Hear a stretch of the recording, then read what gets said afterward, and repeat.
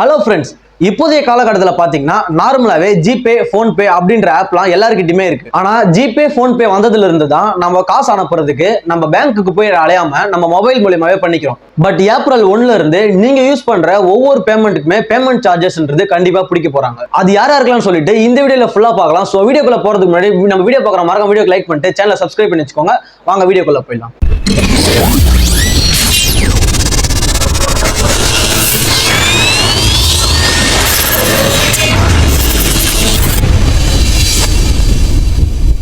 எந்த ஒரு விஷயத்தையுமே நான் சுத்தி வளைக்காம டைரக்டா வீடியோக்குள்ள போயிடுறேன். சோ வீடியோ பார்க்கறவங்க மறக்காம ஃபுல்லா பாருங்க. நார்மலா பாத்தீங்கன்னா NPCI அதாவது நேஷனல் பேமெண்ட் கார்பரேஷன் ஆஃப் இந்தியால இருந்து தான் கூகுள் பே போன்பேல இருந்து வர டிரான்சாக்ஷன் சார்ஜஸ் எல்லாமே பிடிப்பாங்க. பட் இப்போ பாத்தீங்கன்னா அந்த ஒரு சார்ஜஸ் ஆனது எல்லாருக்குமே பிடிக்க போறாங்க அப்படின்னு சொல்லிட்டு எல்லாருமே நினைச்சிட்டு இருக்கீங்க. பட் அதுதான் இல்ல. எப்படின்னு பாத்தீங்கன்னா நீங்க அனுப்புற காசு பேங்க் டு பேங்க் டிரான்சாக்ஷனா இருந்தா, அதாவது உங்க அக்கௌண்ட்ல இருந்து உங்க ஃப்ரெண்ட்ஸ் அக்கௌண்ட்டோ உங்க ஃபேமிலி மெம்பர்ஸ் அக்கௌண்ட்டோ பேங்க் டு பேங்க் டிரான்சாக்ஷனா இருந்தா உங்களுக்கு காசு வந்து பிடிக்க மாட்டாங்க. பட் நீங்க வந்து ப்ரீபெய்டா உங்களுடைய அமௌண்ட்டை உங்களுடைய கூகுள் பே வாலெட் அப்படி இல்லைன்னா போன்பே வாலெட்ல நீங்க வந்து போட்டு வைக்கிறீங்க அப்படின்னா உங்களுக்கு வந்து, அதாவது 2000 ரூபாய்க்கு மேல வந்து நீங்க போட்டு வைக்கிறீங்க அப்படின்னா உங்களுக்கு 1.1% அளவுக்கு காசு வந்து பிடிப்பாங்க. இதுலயே உங்களுக்கு புரிஞ்சிருக்கும், நார்மலா யூபிஐ மூலமா டிரான்சாக்ஷன் பண்றவங்களுக்கு NPCI இருந்து எந்த ஒரு பேமெண்ட் சார்ஜஸ் ஃபீஸும் எதுவுமே வந்து பிடிக்கல. அப்போ எதுக்கு தானே பிடிக்கிறாங்க அப்படின்னு சொல்லிட்டு நீங்க கேட்டீங்கன்னா, சூப்பர் மார்க்கெட்ல இருந்து பர்ச்சேஸ் பண்றவங்களுக்கு, அதாவது நான் சொல்றதெல்லாம் வந்து 2000 ரூபாய்க்கு மேல 2000 ருபீஸ்க்கு மேல நீங்க வந்து உங்க டிரான்சாக்ஷன் நீங்க அனுப்புறீங்க அப்படின்னா, ஒரு எக்ஸாம்பிளுக்கு ஒரு 4-5 இடத்த சொல்றேன்.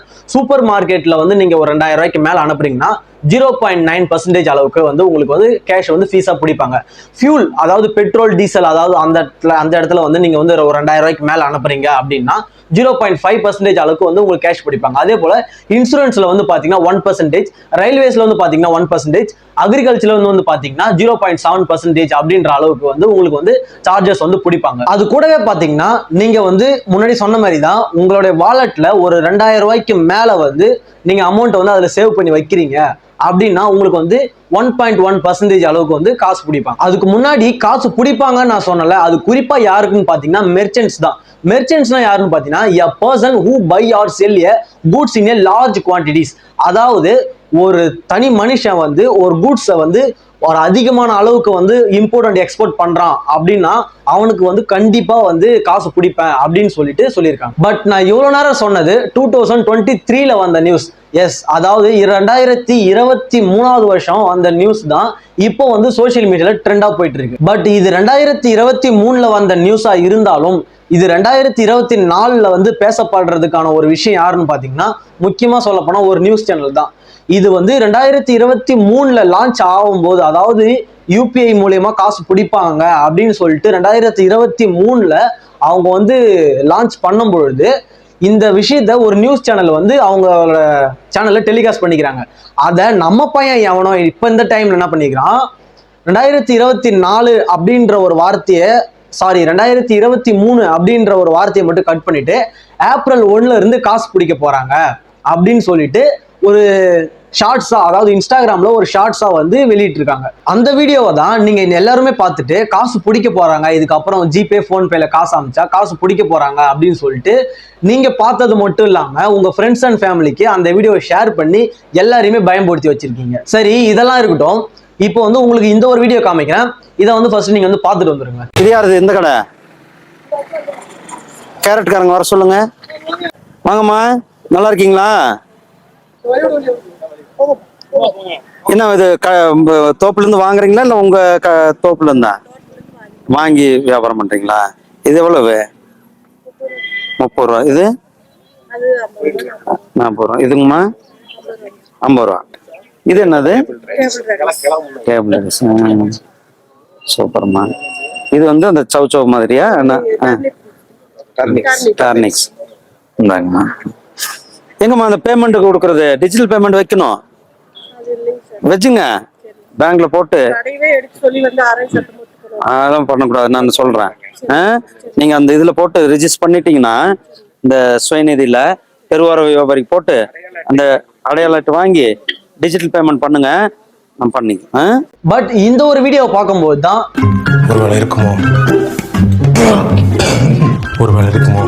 இருக்குமோ ஒருவேளை இருக்குமோ இருக்குமோ ஒருவேளை இருக்கும் அப்படின்னு தோணுது. இந்த ஒரு நியூஸ் பாத்தீங்கன்னா 2023 வெளிவந்த ஒரு நியூஸ் தான். அதுவும் ஏப்ரல் 1ஆம் தேதி லான்ச் பண்ண போறாங்க அப்படின்னு சொல்லிட்டு வெளிவந்த ஒரு நியூஸ் தான். ஏப்ரல் 1 2024 இல்ல. சப்போஸ் நான் பண்ற ஒரு வீடியோ வந்து இப்போ வந்து ஒருவேளை இது பொய்யா போனாலுமே அவங்க வந்து லான்ச் பண்ணாலும், அதாவது ஏப்ரல் 1ஆம் தேதி காசு எல்லாருக்குமே பிடிக்க போறேன், 2000 ரூபாய்க்கு மேல நீங்க நார்மலா அமைச்சாலே நான் பிடிச்சிருவேன் அப்படின்னு சொல்லிட்டு ஒரு நியூஸ் வெளி வந்தாலுமே பேங்க் டு பேங்க் டிரான்சாக்ஷன் பண்றவங்களுக்கு கிடையாது. அதாவது பிசினஸ் பண்றவங்க அந்த 2000 ரூபாய்க்கு மேல அந்த ப்ரீபெய்டா பண்றவங்களுக்கு மட்டும்தான் அப்படின்ட்டு இந்த ஒரு வீடியோ மூலமா நான் தெரிவிச்சுக்கிறேன். நம்ம இவ்வளவு நேரம் பார்த்துட்டு இருந்த வீடியோ வந்து இப்போ வந்து பாத்தீங்கன்னா எண்டுக்கு வந்துடுச்சு. பட் இந்த டைம்ல வந்து நான் கண்டென்ட்டை பத்தி பேச போறதுல நார்மலாவே உங்ககிட்ட ஒரு விஷயத்தை ஒன்று கேட்டுக்கிறேன். ஸ்டார்டிங்ல யூபிஐ அதாவது ஜிபே போன்பே வந்த புதுசுல நமக்கு ஒரு சில பேருக்கு பாத்தீங்கன்னா இன்க்ளூடிங் மீ, அதாவது எனக்குமே ஜிபேனா எப்படி யூஸ் பண்றது, போன்பேனா எப்படி யூஸ் பண்றது நம்மளுக்கு தெரியாது. அதை வந்து எல்லாரும் யூஸ் பண்ணுங்க, ஈஸியா இருக்கும், டிரான்சாக்ஷனா இருக்கும், டிஜிட்டல் இந்தியா அப்படி இப்படின்னு சொல்லிட்டு ஒரு ஹைப் ஏற்றி விட்டுட்டு எல்லாருமே இப்போ வந்து அந்த ஆப்பை ஒரு முக்கியமாகவே வச்சிருக்காங்க. இப்போ வந்து எல்லாமே வந்து நம்ம இன்ஸ்டால் பண்ண வச்சுட்டு இப்போ வந்து நீங்க காசு அமைச்சேன்னா நான் காசு பிடிச்சிக்குவேன், இத்தனை பர்சன்டேஜ் வந்து உங்களுக்கு சார்ஜ் ஃபீஸ் போட்டுவேன் அப்படின்னு சொல்லிட்டு நீங்க சொல்றது வந்து நாட் ஃபேர். இவ்வளவு நேரம் நான் பேசுனது வந்து பாத்தீங்கன்னா கண்டென்ட்டுக்காக பேசினேன். அதாவது அந்த வந்து பழைய நியூஸ் புதுசா வந்து அதை ட்ரெண்ட் பண்ணி விட்டுட்டு மறுபடியும் அப்படி ஒரு நியூஸ் வருமானு எனக்கே தெரியல. பட் எனக்கே ஒரு குழப்பமா இருக்கு அப்படின்ற மாதிரி தான் நான் இவ்வளவு நேரம் கண்டென்ட் பேசிட்டு இருந்தேன். பட் அதெல்லாம் ஒரு பக்கம் இருக்கட்டும். இந்த நியூஸ் வந்து எப்படி இருந்தாலுமே வந்து ஸ்டார்டிங்ல எல்லாருக்குமே ஒரு ஹைப் ஏற்றி விட்டுட்டு இன்ஸ்டால் பண்ணிட்டு அதெல்லாம் பண்ணது ஒரு எக்ஸட்ரா ஒரு விஷயம். இதெல்லாம் வந்து யார் பண்ணா, எதனால வந்து இது போல ஒரு பிரச்சனை வருது அப்படின்னு சொல்லிட்டு எல்லாருக்குமே தெரியும். ஸோ எலெக்ஷன் வேற வரப்போகுது. யாரு எது பண்றதா இருந்தாலும் கொஞ்சம் சிந்திச்சு செயல்படுங்க. அதுக்கப்புறம் அடுத்து என்ன வீடியோ போடலாம்னு சொல்லிட்டு மறக்காம வந்து கமெண்ட்ல சொல்லிட்டு போங்க. தேங்க்யூ ஃபார் வாட்சிங் காய்ஸ்.